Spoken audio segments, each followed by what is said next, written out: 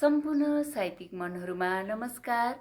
आज पनि म एउटा गद्य कविता वाचन गर्न लागिरहेकी छु।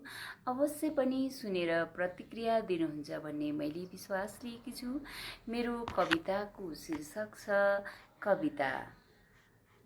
जीवनको उचाइ जीवनको गहिराई, जीवनको उचाइ जीवनको गहिराई, उकाली उरालीको सारथी, एक्लोपनको साथी, सुख दुःखमा गुन्जने मधुर सङ्गीत हो कविता।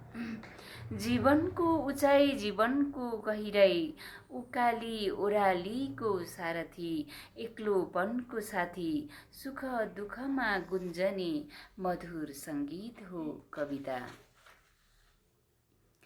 पीडामा गुनगुनाउने शब्दहरूको गीत हो कविता। यथार्थमा मन थाकेको बेला साहस थप्ने बलियो जित हो कविता। पीडामा गुनगुनाउने शब्दहरूको गीत हो कविता। यथार्थमा मन थाकेको बेला साहस थप्ने बलियो जित हो कविता। कठिनाइमा अडिने टेको, सहजतामा बिसाउने चौतारी, कठिनाइमा अडिने टेको, असहजतामा बिसाउने चौतारी, मनको उत्साह मनको उदासी सबै समेट्ने भावनाको नदी हो कविता। आमा बाबा साथी अनि सन्तानमा व्यक्त हुन नसकेको व्यथा समेट्ने डायरी हो कविता। आमा बाबा साथी अनि सन्तानमा व्यक्त हुन नसकेको व्यथा समेट्ने डायरी हो कविता।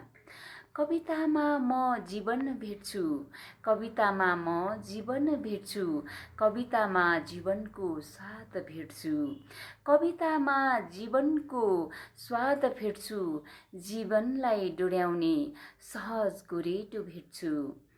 जीवनको आशा जीवनको उमङ्ग, जीवनको आशा जीवनको उमङ्ग, जीवनको अर्थ सबै कवितामा भेट्छु, सबै कवितामा समेट्छु। जीवनको आशा जीवनको उमङ्ग, जीवनको अर्थ सबै कवितामा भेट्छु, सबै कवितामा समेट्छु।